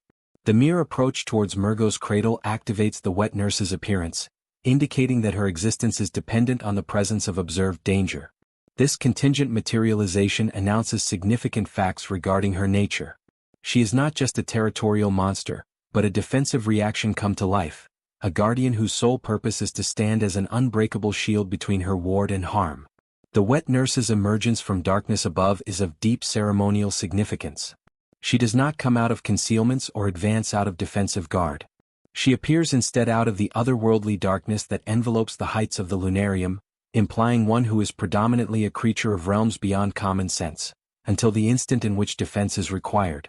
She appears as if nothing so much as a black angel responding to the request of acute necessity. The initial placement in which the wet nurse takes up position at materialization shows the complex defensive reasoning underlying her protective nature. She positions herself squarely between the oncoming threat and Mergo's cradle, and opens her wings to form a physical barrier that keeps the infant out of direct line of sight. This positionation shows tactical reasoning that follows rules much more complicated than plain territorial aggression. The blade work that defines the wet nurse's combat style reflects centuries, or perhaps millennia, of experience in dealing with threats to her charge. Each of her 6 arms moves with independent precision, creating patterns of attack and defense that seem to anticipate multiple simultaneous threats, while maintaining constant readiness to respond to changes in the tactical situation. The arcing blades she bears cut curves across space that leave interacting areas of protection, never leaving any path to the cradle open. The extending and stretching qualities of the wet nurse's arms in battle unveil the potential for powers beyond common physical bounds. These limbs are capable of extending far beyond their perceived length, enabling her to keep an ideal protect posturing, yet still engage threats at any range they wish to keep. This adaptability means that foes cannot simply outrange her protective boundary, and also illustrates the flexible nature of her bodily form. The wet nurse's teleportation abilities serve defensive rather than offensive purposes, allowing her to reposition instantly whenever tactical circumstances require adjustment to her protective stance. Unlike many enemies who use teleportation to create confusion or gain advantage, the wet nurse's spatial manipulation focuses entirely on maintaining optimal positioning relative to both her charge and any active threats. The most difficult and symbolically charged part of the encounter is the nightmare availability of the wet nurse when her protective urges peak in intensity. The ritual of calling this effect, lifting her arms to conjure a glowing orb before the arena fills with purple darkness, is something greater than combat mechanic.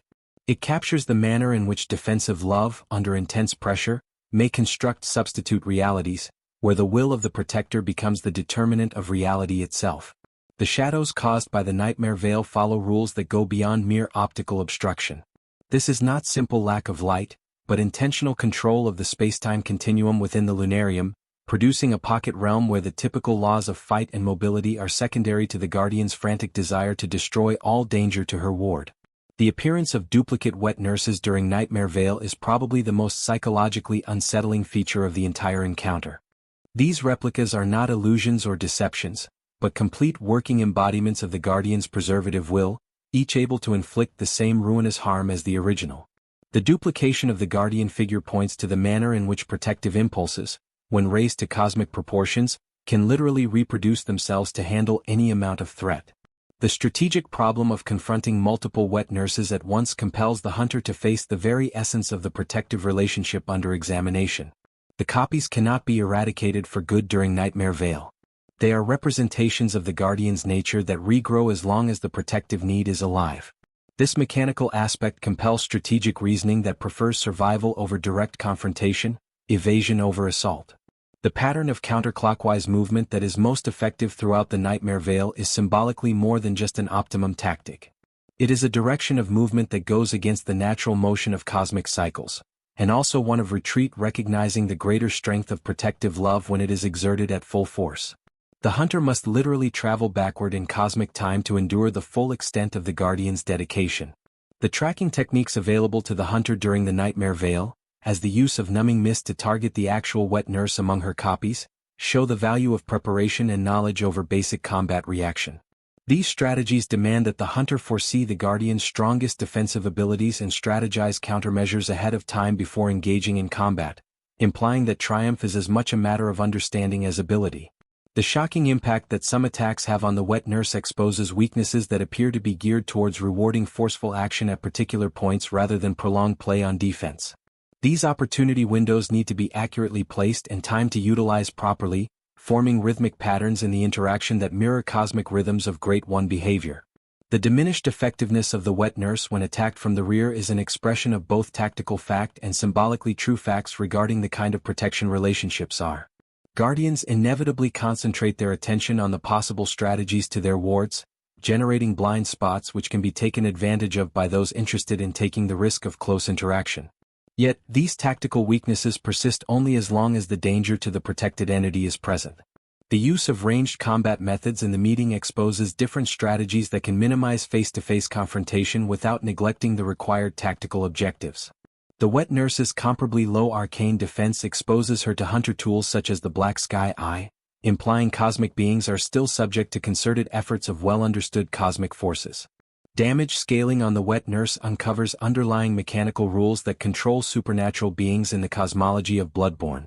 Her resistance to some forms of damage with vulnerability to others implies a creature whose nature follows cosmic, rather than biological laws, and thus is at the same time more resilient and more fragile than typical foes. All environmental influences on the encounter, the circular arena, the placing of the cradle, the intangible light conditions, lend themselves to tactical advantages that go beyond mere enemy action. The lunarium, in turn, is also an active agent within the battle, granting benefits and constraints that influence tactical considerations throughout the fight. The healing potentials inherent in the encounter, especially in rally mechanisms while fighting the wet nurse during her recovery phases, introduce risk-reward decision-making that similarly reflects the larger themes of sacrifice and restoration that underlie Bloodborne's cosmic horror framework. These mechanics encourage aggressive play at specific moments while punishing reckless behavior at others. The psychological impact of fighting the wet nurse extends far beyond the immediate tactical challenges of the encounter. This is not a battle against evil to be vanquished, but a tragic confrontation with love that has become so absolute that it cannot recognize when its protection is no longer needed or wanted. Each successful attack bears the burden of the destruction of something beautiful and horrible in its absolute commitment. The evolution of the encounter throughout its stages mirrors the unveiling that occurs as the Guardian's true nature and abilities are gradually laid bare. Every ratcheting up of defensive ferocity unearths new dimensions of the protective relationship as well as proving the horrific price of love that has passed beyond rational limits to become something that exists for one purpose only: protection. To understand the meeting with Mergo's wet nurse as ritual instead of mere battle highlights the underlying themes that control this battle. This is not a trial of strength against weakness, but one of communion between various forms of commitment, the hunter's resolve to finish their cosmic endeavor and the Guardian's unwavering dedication to defend her ward, no matter the price to herself or the wishes of those she would protect. The aftermath, silence and sorrow. The events following Mergo's wet nurse's defeat have a weight of cosmic importance beyond the norm for boss battles in Bloodborne's deranged narrative. As the giant Guardian collapses, her body breaking apart into the otherworldly material she was first created from, the wet nurse's lunarium is set for one of the most poignant and enigmatic moments in the whole game. The silence that ensues says everything about protection, love and the horrific cost of complete devotion.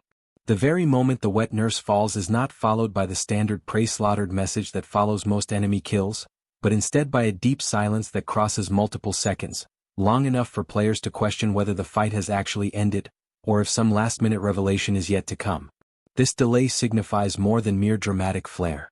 It captures the cosmic nature of what has just happened, the conclusion of a watch that could have been keeping for eons. The message that finally materializes, "Nightmare slain," has implications far beyond the vanquishing of an individual.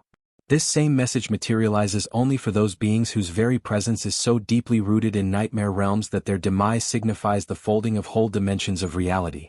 The defeat of the wet nurse does not just conclude her own life, but caps the pocket world that her defensive will aid in keeping intact.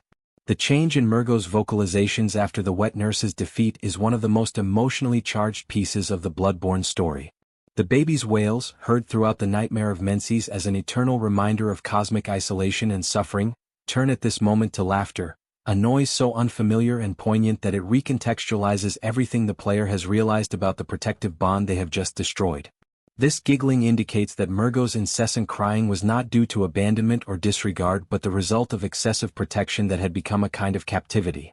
The infant glee at the wet nurse's downfall indicates that the guardian's all-consuming dedication, though benevolent, had become an obstacle to the type of independence and development even cosmic children need in order to develop healthily. The play of Father Gascoigne's music box during this period of transition adds a further depth of emotional complexity. When it is triggered following the defeat of the wet nurse, the music box makes Mergo's laughter grow stronger before the infant remains silent altogether. This encounter implies linkage between the cosmic infant and human feelings embodied in the music box, a reminder that Mergo, as the offspring of unshaped Oadorn, inherited part of humanity from Queen Yarnum that still remains vulnerable to mortal forms of comfort. The third umbilical cord that emerges following the wet nurse's downfall symbolizes something more than treasure. It symbolizes the breaking of the cosmic link that held the guardian to her charge. The great artifact, which has been referred to as the forerunner to the umbilical cord all infants' great ones share, stands as material proof of the deep bond that has just been irreparably changed by the destruction of the guardian. The account of this umbilical cord is of vital significance to the school of Menzies' initial reasons for attempting contact with Mergo. The cord gave Menzies access to Mergo but led to the stillbirth of their brains, language that indicates the perilous character of communion with infant great ones to untutored minds. The academics realized their intended contact but at a cost that altered them to become the nightmare conscience that sustains the world in which this meeting occurs. The possibility of resuming Queen Yarnum's stance outside the lunarium brings closure to one of Bloodborne's saddest maternal sagas. The Themerian queen, who has mourned for millennia over her departed child, finally gets assurance that her child's agony has come to an end. Her bow to the hunter is not merely a gesture of thanks but the deep relief of a mother whose cosmic travail has been brought to some kind of conclusion. Queen Yarnum's bow has cultural and cosmic meaning that goes far beyond mere thanks.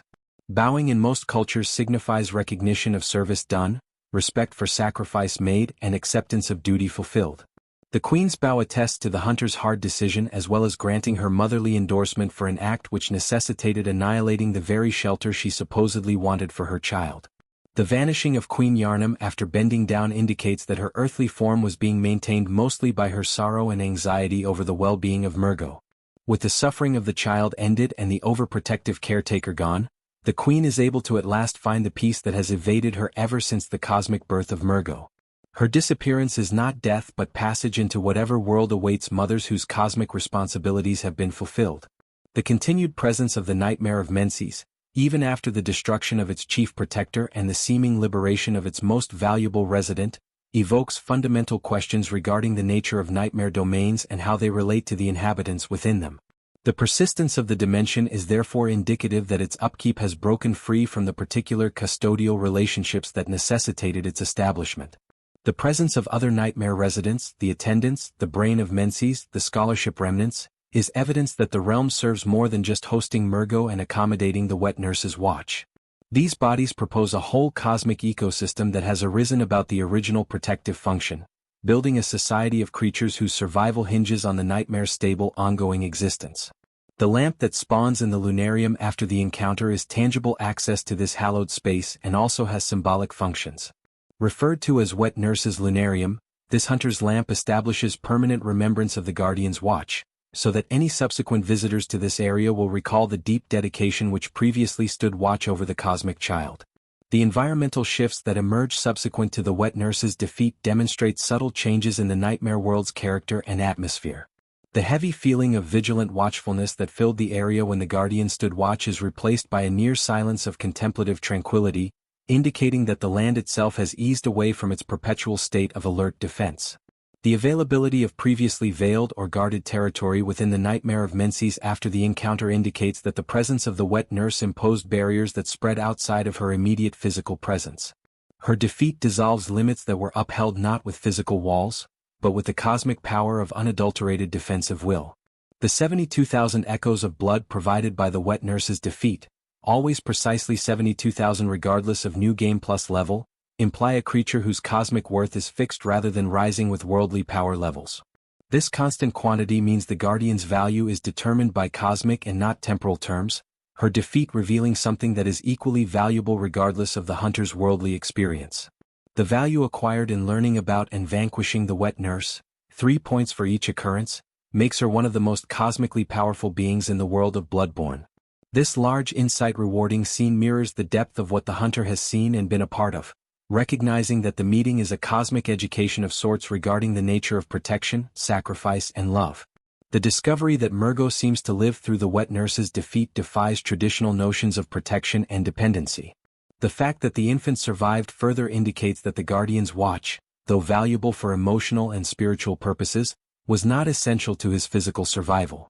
This finding makes one wonder about what distinguishes protection which is protective to the protected from protection which is protective to the protector's desire to care. The wider meaning of the wet nurse's defeat permeates the entirety of Bloodborne's cosmic mythos, touching the equilibrium of powers that control Great One breeding and the safeguarding hierarchies that enfold cosmic offspring. Her demise is not merely the cessation of personal agony, but a change in the cosmic status quo that has the potential to shape the safeguarding and raising of future Great One children. Knowledge of the consequences of the wet nurse's failure sheds light on the intricate emotional and cosmic arithmetic that governs relationships between guardians and those they protect. The resolution of the encounter implies that even the most absolute commitment has ultimately to bow to the autonomy and development demands of whom it aims to safeguard, and that love itself can be imprisoning when it will not recognize the evolving demands of its object. The stillness that attends the wet nurse's tumble speaks volumes of the deep isolation that defines life in cosmic proportions, as well as intimating the potential of peace that arises when guarding responsibilities are finally put to rest. In this aftermath, we witness both tragedy and love that survives its utility and hope for deliverance that is now available when even the most ardent caretakers learn to release. Relationships throughout the universe, the wet nurse in context. Mergo's wet nurse's tale cannot be properly understood in isolation, but must be interpreted through the wider cosmological context that underlies Bloodborne's world. Her presence is one strand in an extensive web of guardian relations, cosmic hierarchy and cycles of reproduction that stretch across many levels of existence. To fully understand her relevance, we have to follow through on the connections that tie her watch to other guardian beings, other Great One progeny, and other forms of the underlying drives that govern cosmic tendencies throughout the course of the game's events. The dynamic between the wet nurse and other guardians throughout Bloodborne teaches us about a pattern in the ways in which cosmic forces build guardian beings to meet their most basic necessities. Gehrman's position as Watcher of the Hunter's Dream offers perhaps the strongest analogy, another being whose life has been converted into an endless watch, safeguarding something that is valuable to things cosmic. As with the wet nurse, Gehrman acts as an intermediary between the protected and the protector, keeping a hold-off between his charge and direct cosmic scrutiny. The presence of the plain doll inside the hunter's dream also establishes other parallels that shed light on the essence of artificial creatures made to provide emotional and defensive roles. Both the doll and the wet nurse are in existence to care for and comfort beings whose nature is beyond the scope of usual relations, but both are irrevocably apart from their charges by the essential differences between their artificial existence and the human or cosmic nature of those they care for. The manipulation of the hunter's dream by the moon presence for its own cosmic agenda is indicative of behaviors that can be used to understand the origin and purpose of the wet nurse. Great Ones have always shown the capability to generate pocket dimensions and guardian beings to keep or govern beings whose presence fulfills their cosmic requirements. The wet nurse could be an equivalent creation by forces that want to preserve Mergo, not only from physical destruction but also from the type of cosmic manipulation that the School of Menses has tried. The Orphan of Kos is key to understanding the reproductive cycles that control Great One offspring and their defense needs. Similar to Mergo, the orphan is suspended between life and death, needing extraordinary environmental conditions to sustain its impossible life. The curse that precedes the orphan's birth and the nightmare realm, constructed to accommodate its ceaseless existence, illustrate that cosmic reproduction is always a matter of reality manipulation in order to adapt children whose nature defies normal biological genres. The dynamic between Kos and her children explains the defensive impulses that govern Great One behavior even in death. Kos still has curses and protective forces with which she is exerting influence over the hunter's nightmare well into her physical death, indicating that maternal tendencies between cosmic beings function according to laws that are larger than personal life. The wet nurse can be a parallel expression of defensive will existing beyond normal life and death processes. The different amygdala in Bloodborne's universe expose the hierarchical order of cosmic beings and their varied functions in defending or using beings whose existence serves larger cosmic agendas. The lesser amygdala visible everywhere in Yharnam, with enough understanding, prove that Great Ones have an ever-watching presence over occurrences in the material world, whereas the great amygdala, found in the nightmare frontier, implies higher-order beings whose preservative or predatory urges act on similarly larger scales. The mind of Menses is another type of preservative consciousness brought about by the transcension of human beings into cosmic protectors. Similar to the wet nurse, the brain keeps the stability of the nightmare world intact, also defending Mergo from dangers that could arise within the dimension itself. The brain as a group consciousness developed from the school of Menses scholars generates comparisons with the wet nurse's potential as a creation of Queen Yharnam's defensive will. The link between the wet nurse and the hunter of hunters tradition is revealed when looking at her fighting style and choice of weapons. The curved swords she uses look like nothing so much as the blades of mercy that Eileen the Crow uses, and her protective agenda reflects the hunter of hunters' goal of providing mercy to those whose agonies have become insupportable. The wet nurse is a cosmic representation of the same protective motives that compel the hunter of hunters to rid the hunting community of threats. The nobility of Cainhurst and their connection to cosmic forces offer further background to the wet nurse's Thamirian features.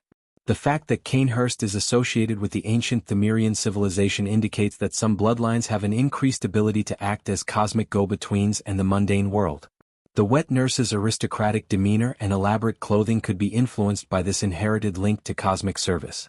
The different artificial creations all across Bloodborne, from the doll to the celestial messengers to the subjects of study of the Upper Cathedral Ward, all follow consistent tendencies in how cosmic powers create servants to serve distinct purposes.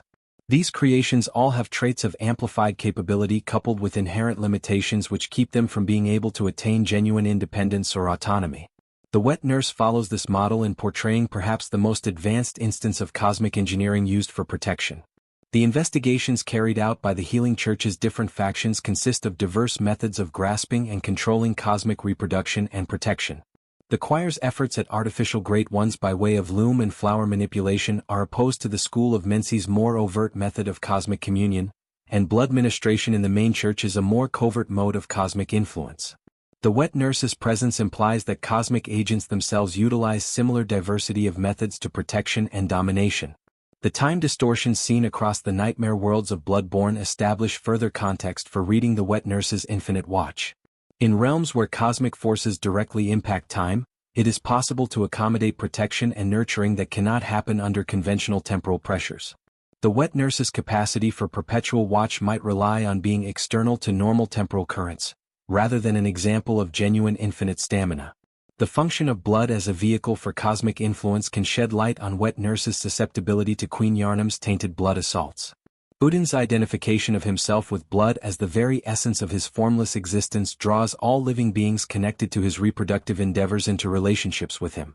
The wet nurse's vulnerability to swift poison could be an expression of her innate alignment with the same blood-based cosmic forces that gave rise to Mergo and which continue to shape the child's reality. The hunt itself is a protective measure meant to destroy threats to cosmic balance, establishing further parallels with the wet nurse's defensive role. Both are reactions to threats that act on scales greater than mere conflict. The hunt addresses the systemic threat of the beast's scourge, while the wet nurse protects against the cosmic implications of harm coming to a great one's offspring. The various umbilical cords scattered throughout Bloodborne's narrative reveal the interconnected nature of Great One reproduction and the protective forces that surround it. One cord represents each severed connection, protective relationship changed, or cosmic birth that needed intervention to reach completion. Defeat of the wet nurse and appropriation of her cord is one further change in the cosmic reproductive process controlling Great One behavior. The continuance of pulling for instincts across planes of existence. From the material world through various realms of nightmare to cosmic realms altogether has the implication that wet nurse is one expression of universal forces which act consistently no matter what reality they may manifest in. Her guarding of Mergo serves greater cosmic interests which transcend the immediate bond of guardian and charge. Exploring the wet nurse within this larger cosmic framework proves her both singular individual and universal symbol. She is the embodiment of the protective impulses that define maternal bonds throughout all planes of being, but also of the particular strains that arise when such bonds must function according to cosmic instead of biological laws. The parallels between her narrative and other protective relationships across Bloodborne illustrate the repeated patterns that underlie cosmic action, but also the awful price paid for protection that exceeds acceptable limits. Her watch is both a call to aspiration and warning regarding the extreme form of love that becomes absolute to the point of losing all relation to the desires and needs of its object. Conclusion: the unending watch comes to an end as we arrive at the conclusion of our passage through the tangled, otherworldly tale of Mergo's wet nurse. We are left facing one of the most intense, lovely tragedies in the rich, sprawling mythology of Bloodborne. Her tale breaks free of the vagaries of mere boss encounter or cosmic horror motif to become something nearing universal poetry, a rumination on love, obligation, safeguarding, and the horrific cost of devotion that will not accept its own boundaries. The wet nurse is perhaps the most moving character in a game packed with tragic ones, not necessarily because her pain is greater than others, but because her motivations are still so easily understandable even as her shape and role have been altered beyond recognition. In her towering figure, in her protective position, in her total devotion to Mergo's well-being, we find the highest expression of mother love amplified to cosmic dimensions and maintained far beyond any conceivable expectation of obligation. Her quiet watch in the wet nurse's lunarium is more than boss fight, it's the vigilant standby that love keeps over those it cares about, the insomnia that guarding creates, and the intense loneliness that comes with sole responsibility. Each second of her life exists for one reason: to prevent harm from befalling the nameless baby whose screams resound throughout the realm of nightmare. This commitment, lovely as it is in its innocence, turns horrible in its absoluteness. The tragedy of the wet nurse is not in her monstrosity,